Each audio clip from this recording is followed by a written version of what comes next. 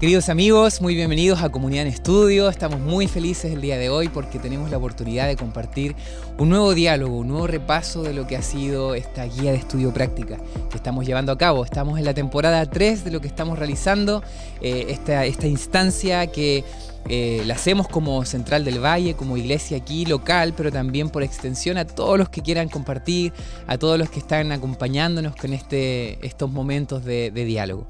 Estamos felices el día de hoy, no solamente porque vamos a hablar de un tema muy interesante, sino porque también tenemos la visita de un pastor muy querido, que en lo personal admiro muchísimo, pastor, toda su trayectoria, todo lo que Dios lo ha llevado a distintos lugares a servir. Así que estoy feliz de que nos acompañe el día de hoy y preguntarle cómo está usted, Pastor Francisco Stout. Amén. Un gusto para mí, Pastor Orellana, de poder estar aquí contigo para repasar esta lección tan interesante titulada Amor o Egoísmo. Una pregunta. Esa es la cuestión. Interesante pregunta, ¿no? Amor o egoísmo. ¿Serán estas antónimos? Amor será lo contrario a egoísmo. Interesante, ¿por qué será que se compara al amor con el egoísmo? ¿Cómo podemos ahí...? Por ejemplo, yo pienso en el egoísmo, yo voy a tener una hijita muy pronto, ¿no? Uno se recuerda las primeras veces en que vivió el sentimiento egoísta. Y eso empieza de muy temprano, ¿no? ¿Qué hace el egoísmo en nuestras vidas cuando uno es niño, por ejemplo? ¿Tienes un juguete? Esto es mío, ¿no? No lo voy a compartir. O tu mamá te dice, oye, mira eso, compártelo con tus amigos. Y dices, no, esto es mío, no es tuyo. Interesante. ¿Cómo ver esta comparación entre amor y egoísmo, Sí, no pastor? no es fácil, porque realmente es una declaración contradictoria. Cuando miramos una persona que ama, se considera que no es egoísta, porque el amor suple, ofrece. Sin embargo, una persona egoísta pierde el sentido del amor. Correcto. Y la lección en esta ocasión nos dice cuál es la real cuestión de Dios con su pueblo. ¿Es porque lo ama? ¿O porque Él es también un Dios egoísta? Oh, interesante. Es un Dios egoísta. Bueno, si yo los creé, es lógico que yo los quiera tener conmigo. Pero la lección nos demuestra que más allá de eso, Dios nos ama. Él no es egoísta. Él no quiere que ninguno de nosotros perezcamos. Aunque pasemos por la situación que pasemos. El Señor me dice, Francisco, no temas, que yo estoy contigo. Podemos leernos ese versículo de Isaías 41:10, que dice, es el versículo principal que vamos a estar estudiando, ¿no? Dice, no temas, que yo estoy contigo. No desmayes, que yo soy tu Dios, que te fortalezco. Siempre te ayudaré, siempre te sustentaré con la diestra de mi justicia. Pastor, sabes que hay una escena que a mí me quebranta el corazón, ¿no? Y yo creo que no solamente es una escena que nos demuestra cómo es la actitud o la postura de ese Dios al cual servimos frente al sufrimiento y frente a las ciudades. Encontramos en Lucas específicamente, en el capítulo 19, versículo 41, cuando Jesús lloró sobre la ciudad, ¿no? Es interesante porque yo me imagino a ese Jesús mirando la ciudad de Jerusalén, sabiendo del futuro, mirando el destino, el futuro, que fue un destino como consecuencia de lo que las personas decidieron, basado en su libertad. No es que nosotros encontramos un Dios aquí diciendo, oye, mira, va a venir destrucción porque simplemente se me ocurre, o porque simplemente algo, como decía usted, egoísta, sino que vemos a un Jesús sufriente porque según la libertad, la ciudad decidió dar la espalda a Dios. Y eso lo podemos leer, ¿no? En Lucas 19, del 41 al 44. Dice, cuando llegó cerca de la ciudad, al verla, lloró sobre ella, diciendo, oh, si también tú conocieses, a lo menos en este día, lo que es para tu paz. Mas ahora está encubierto de tus ojos. Porque vendrán días sobre ti cuando tus enemigos te rodearán con vallado y te sitiarán, y por todas partes te estrecharán, y te derribarán a tierra y a tus hijos dentro de ti, y no dejarán en ti piedra sobre piedra, por cuanto no conociste el tiempo de tu visitación. ¿Qué podemos decir sobre esta escena? ¿Sabes, Pastor Orellana? Es interesante, porque Jesús llora, porque Él vino a rescatar a los suyos. Sin embargo, los suyos no le recibieron. Y por eso es que Jesús plasma este cuadro. Sus ojos están velados. Ustedes ven lo que está solo hoy, lo que está delante de sus ojos, pero ustedes no visualizan hacia el futuro. Y si ustedes no entran y no aceptan mi ofrecimiento, van a pasar trabajo, van a pasar dificultades. Al final, aquí no va a quedar piedra sobre piedra. Y cuando uno mira esa escena con el pueblo que Él amó, uno dice, ¿y hoy qué con nosotros? Sí. Porque el Señor nos ofrece esa perspectiva. Y tenemos que reconocer que nuestros ojos están vedados al futuro, velados hacia el futuro. Claro. Pero Dios me vuelve a repetir, no temas, yo voy a estar contigo. Mantén tus ojos puestos en mí. No permitas que nada se interponga entre ti y mí. Y eso nos permite saborear, porque dice, Dios nunca nada lo toma por sorpresa. A Dios nada lo toma por sorpresa. Quiere decir que cuando los discípulos, mirando, como dice Mateo 24, ese templo tan maravilloso, y que a Jesús llegue y les diga, mira, de eso no va a quedar nada. O sea, Jesús se anticipa siempre a declarar para que no seamos sorprendidos. Eso es interesante, cómo Dios no solamente nos promete su presencia en medio de estas situaciones difíciles, sino que también deja ciertas advertencias, ¿no? Así es. Ciertas instrucciones. Y de hecho, con respecto a la destrucción de Jerusalén que ocurrió en la historia, ¿no? Años después de que Jesús se fue de este mundo, ascendió a los cielos, vemos que Jesús también da instrucciones que también pueden ser aplicadas para el fin de los tiempos que estamos viviendo, ¿no? Así es. Esto está en Mateo 24, del 15 al 20, dice, por cuanto cuando veáis en el lugar santo la abominación desoladora de que habló el profeta Daniel, entonces los que estén en Judea huyan a los montes, dice. El que esté en la azotea no descienda para tomar algo de su casa, y el que esté en el campo no vuelva atrás para tomar su carpa. Me gusta mucho este versículo porque vemos a un Jesús. ¿Para qué existe la profecía, por ejemplo? Esto es una profecía, ¿no? Así Y es, una instrucción así es, divina así de que ellos es. tenían que ver señales y cuando vienen estas señales tenían que hacer algo, ¿no? Correcto. Entonces yo creo que esto igual se aplica a nosotros. ¿Cómo poder ver el corazón de Dios que nos ha dejado ciertas señales también para que nosotros podamos ser guardados también en esos días difíciles, ¿no? Sí, mira, indiscutiblemente habrá momentos en que el pueblo de Dios va a experimentar dificultades.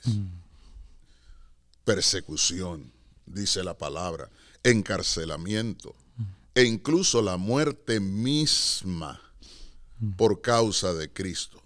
Sí. Pero aún, en los tiempos más difíciles, Dios sostiene y salvaguarda a sus hijos, salvaguarda a su iglesia. Correcto. Por eso es que las indicaciones que Dios deja en su palabra, nosotros tenemos que mirarlas, aceptarlas, apoderarnos de ella. Correcto. Porque a través de ellas Jesús nos muestra cómo va a ser. Sabemos que pasaremos por todas estas dificultades, pero Él dice, sé fiel. Correcto. Aún hasta la muerte. Porque las señales te indican que el que prometió es fiel. Porque eso es lo que yo veo en las señales, que el que prometió venir y salvar, es fiel. Él dice, cuando veáis todas estas cosas, erguíos. Quiere decir que el pueblo sufriente, el pueblo que va a padecer, tiene la gloriosa esperanza de que el que prometió venir estará con él en los momentos difíciles y al final le dará la victoria. Y eso llena el corazón. Tremendo, de gran satisfacción. Lo que vimos en el repaso pasado de Apocalipsis, ¿no? Capítulo 12, donde dice que esta serpiente antigua se fue a hacer guerra contra la descendencia de ella, o sea, la iglesia de Dios, ¿no? Y su foco está en los hijos. Quiere destruir este movimiento. Correcto. Porque es un movimiento que salva vidas, ¿no? Pero es interesante esto de la protección de Dios. Pero ahora yo tengo una pregunta. ¿Cómo poder nosotros visualizar que Dios nos protege, que dice no temas, porque yo estoy contigo, que en otras promesas encontramos caerán 1000 y 10.000 a tu diestra, más a ti no llegará, que encontramos también esta promesa de victoria por el Cordero? Pero cuando miramos la historia y lo que sucedió con la iglesia primitiva, vemos un montón de sangre derramada, ¿no? Vemos mártires dando su vida allí por el Evangelio. Vemos a un Juan aprisionado en la isla de Patmos. Vemos el final de los discípulos, que ninguno tuvo un final que digamos que vivió una vejez tranquila y todo. Entonces, ¿cómo poder complementar esta visión? ¿Cómo poder conciliar estas visiones? De que tenemos un Dios que sí nos protege, pero que en la historia tenemos registro de tantos sufrimientos que tuvo que pasar los primeros cristianos. ¿Cómo poder conciliar esto? Sí, mira, creo que esto se concilia de la siguiente manera, y lo voy a ilustrar con la pandemia que nosotros hace solo un año y tanto acabamos de enfrentar. Nosotros todos estábamos expuestos al virus. Correcto. Todos. El mundo entero estaba expuesto al virus. Sin embargo, la misericordia de Dios estuvo a nuestro lado. Y nosotros logramos pasar por la temporada de esa pandemia tan terrible, sujetados del brazo de la omnipotencia. Yo recuerdo que orábamos, que a través de los medios, nosotros nos reuníamos, nos congregábamos, orábamos, hablábamos con Dios, pedíamos por los necesitados, pedíamos por los enfermos, pedíamos porque hubiese una solución, incluso hasta por la vacuna que se pudiese lograr para ver si estas muertes amainaban. Dentro de ese grupo, algunos de nuestros hermanos cayeron. Sí, correcto. Murieron. Pero quiero decirte algo. Después de la pandemia, esas muertes hoy testifican en favor de Jesucristo. La iglesia se fortaleció, la iglesia creció, y eso mismo fue lo que pasó con la iglesia primitiva. Las muertes llamaban a los hombres y mujeres al arrepentimiento. Decían, bueno, sí reconocemos que Dios quizás tomó la decisión de que ellos descansaran, pero ahora sabemos que ante la muerte eterna nosotros podemos tener un mediador. Sí, y ese es Jesucristo. Yo quiero decirte algo que la lección presenta y me llamó la atención, que hay una cita que dice así: vanos eran los esfuerzos de Satanás para destruir a la iglesia de Cristo por medio de la violencia. La gran lucha en que los discípulos de Jesús entregaban la vida no cesaba cuando esos fieles portaestandartes caían en su puesto. Triunfaban por medio de su derrota. Y ahora esta declaración es impactante. Los siervos de Dios eran asesinados, pero su obra seguía adelante. Eso es lo que me motiva a mí, en lo personal, a seguir adelante. Porque yo sé que somos como iglesia la niña de sus ojos. Correcto. Y que la protección Él nos la va a dar, aunque la furia y los esfuerzos de Satanás por destruir su iglesia aparentemente estén dando resultados, pero hay uno que lo venció ya. Correcto. Y Él es el que me dice, yo voy a estar con ustedes. La victoria ya está, es Ya una está, realidad, no ya es que, está. que va a ser algo en el futuro, sino que la victoria ya está. Y yo creo que con esa convicción, porque yo a veces me pongo a pensar cómo estas personas habían llegado a tener una fe tan grande que estaban dispuestas a entregar su vida. Incluso ese texto que dice, morir es ganancia para mí, ¿no? O sea, al final tengo la esperanza, ni la muerte me puede separar del amor de nuestro Dios. Y yo creo que eso es lo que nosotros tenemos que aprender de la iglesia primitiva, una de las cosas, ¿no? Esa fidelidad en medio de la persecución. A veces, cuando nosotros miramos ahora el cristianismo de hoy, especialmente ahora nosotros que estamos viviendo, por ejemplo, de este lado del continente, a veces vivimos un cristianismo muy cómodo, ¿no? Un cristianismo en donde, imagínate, compara la iglesia primitiva, cómo empezó y las características que tenía, cómo ellos predicaban con pasión, cómo ellos estaban llenos del poder del Espíritu. Cómo estaban todo el tiempo en el templo, cómo compartían compartían las la cosas, mesa, todo. O sea, y decía que tenían todo en común, o sea, si había un hermano en necesidad, ese era el amor que hizo este movimiento ser un milagro en la historia. Así es. Sabes que hay un historiador muy interesante en Chile, que un día estaba en un programa de televisión, ¿no? Y él es muy interesante, no recuerdo ahora su nombre, pero es un historiador muy conocido, ¿no? en mi país. Y él estaba en un canal secular, específicamente cuando estaba pasando lo que era un estallido social que vivimos en nuestro país, en donde mucha gente se levantó en contra del gobierno y usaba la violencia para poder cambiar las cosas, ¿no?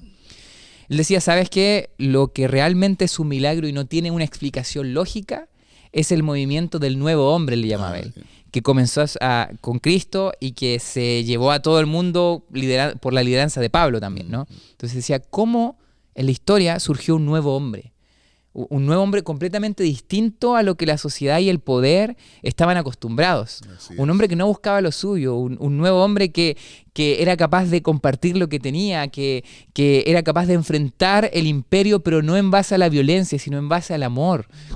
Entonces, él decía, ese nuevo hombre que surgió en la historia, a través de Cristo, mirado desde un punto de vista incluso histórico, secular, es un milagro. O sea, no tiene cómo haber pasado ese movimiento. Entonces, yo pienso un poco, ¿cómo podemos aprender de esa iglesia primitiva? Que no era perfecta, pero tenía sus complicaciones, pero tenía elementos que hoy puede ser que nos están faltando hoy, ¿no? ¿Será que necesitamos estar perseguidos nuevamente, salir un poco de nuestro confort? ¿Será que tenemos que llegar a eso para recién despertarnos? ¿Qué cree pastor? Mira, el Evangelio triunfó en la iglesia primitiva y nos llega hasta hoy ante todo pronóstico. Correcto. Sí. Los pronósticos eran que ese movimiento iba a caer. Claro. A caer. Incluso Pablo lo dice, que la persecución que él tenía era contra los de ese camino. Por eso, denme cartas que yo voy a ir a acabarlos. Sin embargo, al final, él se encuentra con el que él decía que iba a acabar. ¿Por qué me persigues, no? Y entonces cuando le dice, ¿por qué me persigues? Dura cosa es dar coces contra el aguijón. La pregunta de Pablo es, ¿qué quieres que yo haga? Y cuando Pablo dice, ¿qué quieres que yo haga? Ahí surge la fe. Y quiero señalar este punto. Mira, en su lugar la fe llenó el corazón de los discípulos. Una visión de su Señor resucitado les dio una nueva razón para vivir. Y nuestro Señor no solo les había dado la gran comisión, sino también la gran promesa. Y yo creo que aquí es donde nosotros como pueblo debemos centrarnos. Si realmente amamos a Jesús, si sabemos que la esencia de su carácter es el amor, Él me dice, Francisco, vas a recibir poder. ¿Cuándo? Cuando venga sobre este pueblo, cuando venga sobre ti el Espíritu Santo. Y cuando eso ocurra, me seréis testigos en Jerusalén, en toda Judea, en Samaria y hasta lo último de la tierra. Te voy a contar, cuando niño yo escuchaba esto y yo decía, viviendo en Cuba, ir a Samaria, a Jerusalén. Mi papá como pastor me decía, no, hijito, es que eso te está diciendo que vas a ir si estamos aquí en Cuba y Dios te da el privilegio, vas a ir a Estados Unidos, o podrás ir a Puerto Rico, o podrás ir a España, algún país, y allí vas a dar tu testimonio y vas a predicar. Y yo decía, no, pero me parece, papi, que en este país se requiere mucha fe, porque de aquí no podemos salir. Claro. Se hace difícil salir. Sí. ¿Y cómo vamos? Entonces mi padre me decía, sí, pero fíjate, no solo es ir a países, también es que quizás de aquí tú vayas a predicar a la parte oriental del país, donde hay personas que no creen, que se declaran atea, pero Dios te va a usar. Y si el Espíritu Santo viene sobre ti, tú vas a tener el mismo poder que tuvieron los discípulos. Y eso penetró en mi corazón. Y sabes, yo le decía al Señor, si algún día tú me dieras el privilegio de poder compartir la experiencia de fe que tenemos aquí en Cuba, porque en Cuba yo puedo decir que en los tiempos difíciles de mi país, ahora los hay, pero en el tiempo en que yo vivía allí, solo uno se podía mantener por la fe. Porque te decían, no hay Dios, y aquí nosotros no creemos, no que el sábado, bueno, pues te quedas sin trabajo ya. Y tenías que tener fe. Cuando bautizábamos a una persona, esa persona sabía que corría el riesgo, que cuando llegara el lunes a su trabajo, estaba despedido. Wow. Porque inmediatamente que lo bautizábamos teníamos que pasarlo al Ministerio del Interior para que supieran que ese era ahora un creyente en Dios, en una nación que decía no hay Dios. Wow. O sea, tú tenías que tener una fortaleza espiritual dada por Dios para decidir, porque sabías que tu familia se iba a quedar sin el sustento tuyo. Pero no solo eso, sino que muchos tuvieron que ir a las cárceles. Wow. Muchos por su fe. Y a mí, cuando yo miro hacia el pasado, visualizo el presente y digo, es cierto, Juan sufrió, las Marías sufrieron, los apóstoles todos sufrieron, pero hoy también hay hombres y mujeres de fe que están dispuestos. Correcto. Por amor. Por amor. Y yo creo que esta es una lección, Pastor Orellana, muy importante para la iglesia. Porque a veces nosotros nos congregamos, como tú decías, como si fuésemos un club social. O sea, es un club de amigos que estamos aquí. No, la iglesia nuestra no es un club de amigos. La iglesia nuestra es la iglesia de los discípulos que aceptaron a Jesús y decidieron caminar con Él aunque enfrentaran la muerte. Entonces, ese punto para mí es muy importante porque yo sé que Dios me dice y vas a recibir poder. Y hoy cuando yo miro hacia el pasado, mi vida, y veo que Dios me haya permitido ir a más de 40 y tantos países para pregonar que Él es el Señor y el Salvador, digo, bueno, Señor, te alabo, porque la promesa que tú hiciste la vi cumplida en mí. Amén. Amén. Y eso es lo que Dios quiere, que cada uno de nosotros miremos que esa promesa está cumpliéndose en nosotros, aquí en McAllen, pero si encontramos gente de Mission, compartir Cristo te ama. El amor de Cristo es para salvación y vida eterna.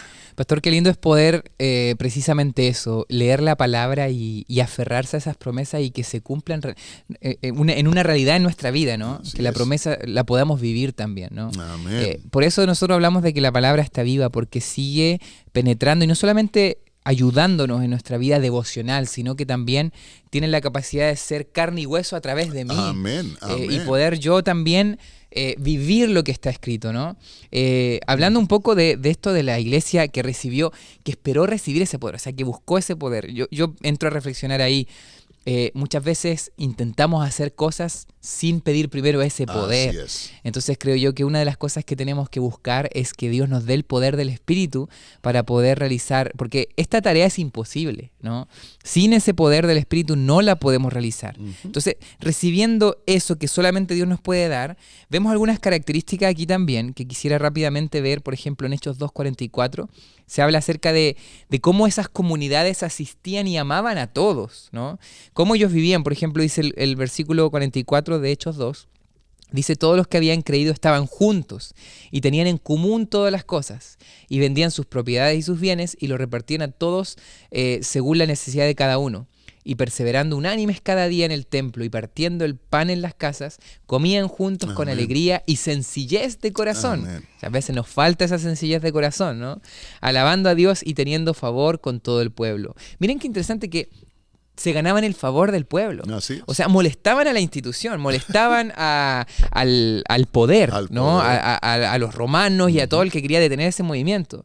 Molestaban, pero al pueblo se ganaban el favor, eran amados, porque servían desinteresadamente, ¿no? Y dice que el Señor añadía cada día a la iglesia a los que iban de ser salvos. ¿Sabes? Yo creo que el mundo realmente en esos momentos estaba siendo impactado y transformado no por el poder de la violencia, no por el poder de políticas, no por el poder del gobierno de turno, sino por el poder de las personas transformadas. Así es. De persona a persona. O sea, tú no tienes idea de lo que puede significar la revolución de sentarte a la mesa y abrir tu mesa y compartir con aquellos que lo necesitan. O sea, yo creo que vivir realmente el amor de Dios, buscar ese poder y que ese poder produzca en ti el vivir el Evangelio, encarnar el Evangelio de una manera tal en donde puedas tú también volver a vivir lo que la iglesia primitiva vivió y lo que fue un milagro realmente. Pastor, a mí me impactó mucho esta declaración que aparece en la lección, que dice, la iglesia primitiva crecía, no solo porque sus miembros predicaban el Evangelio, sino porque lo vivían. Wow, claro. Ese punto es vital. Dice, los creyentes imitaban el ministerio de Cristo, enseñando en las sinagogas, predicando el evangelio del reino y sanando toda enfermedad y dolencia a la gente. Jesús se preocupaba, se interesaba profundamente por la gente y lo mismo hacía la iglesia del Nuevo Testamento. Fue este amor abnegado y el compromiso de satisfacer las necesidades humanas, combinados con la difusión de las buenas nuevas del Evangelio, con el poder del Espíritu Santo, lo que tuvo tanto impacto en el mundo en los primeros siglos de la iglesia cristiana. Fue lo que impactó las comunidades. Y hoy yo creo que nosotros necesitamos volver a las sendas antiguas.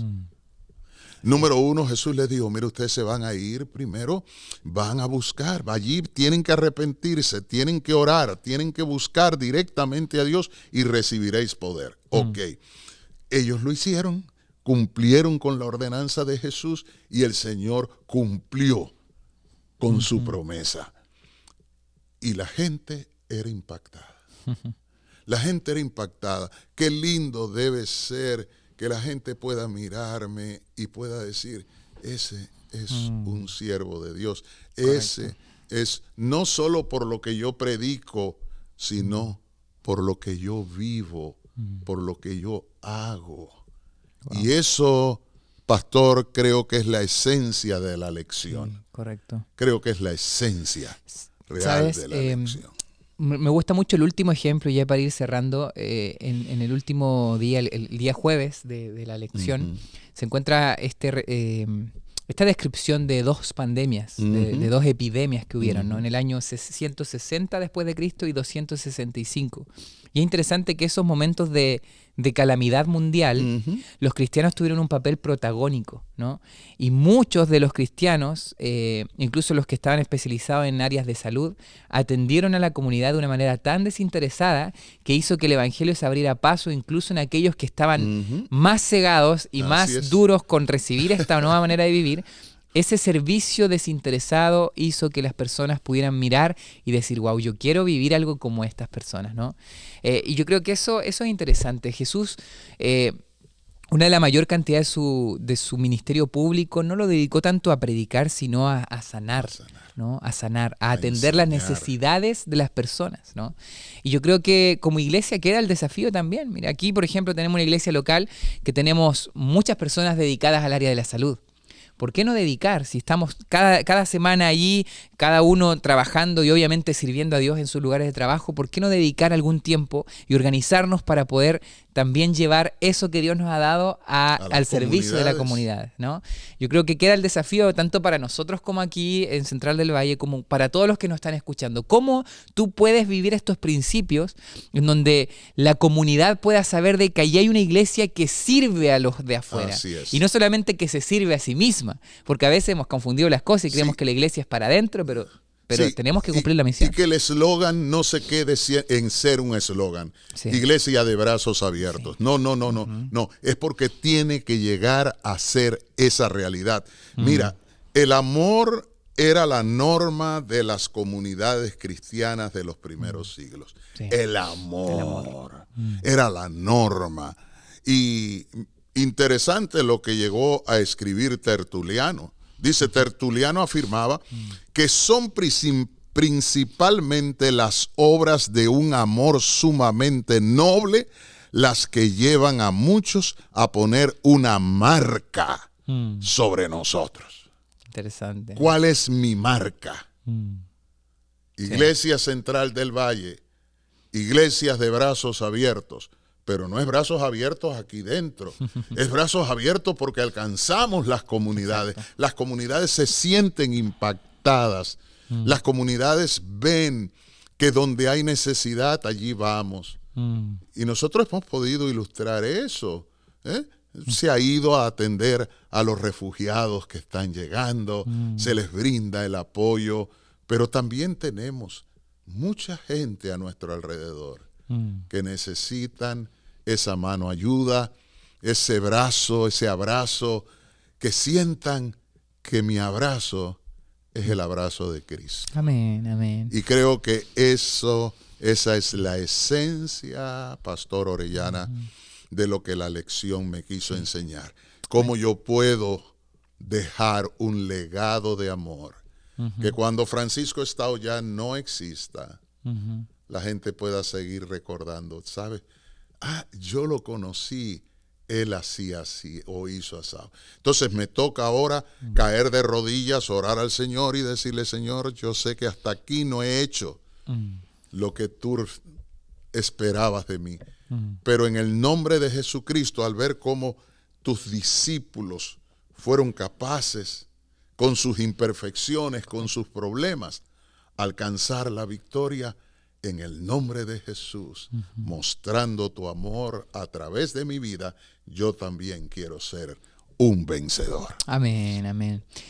Queridos, esto ha sido la escuela sabática, la comunidad de estudio que tuvimos en este día. Gracias por estar con nosotros. Que quedes con ese pensamiento que el pastor aquí ha dicho muy, muy claramente, ¿no? Jesús, me recuerdo la oración que él tuvo, ¿no? ¿Cómo reconocerán que serán mis discípulos? Cuando se amen. Si se aman los unos a los otros. Vive ese amor, encarna el amor, que pueda ser la expresión de Cristo en un mundo que necesita desesperadamente encontrarse con su amor. Amén. Que Dios te bendiga y nos vemos. Recuerda dejarnos tus comentarios, tus preguntas también, porque queremos leerte también. Queremos ver cómo está haciendo este estudio también y eres parte de esto. Recuérdalo, nos vemos. Bendiciones. Amén. Chao, chao. Bendiciones.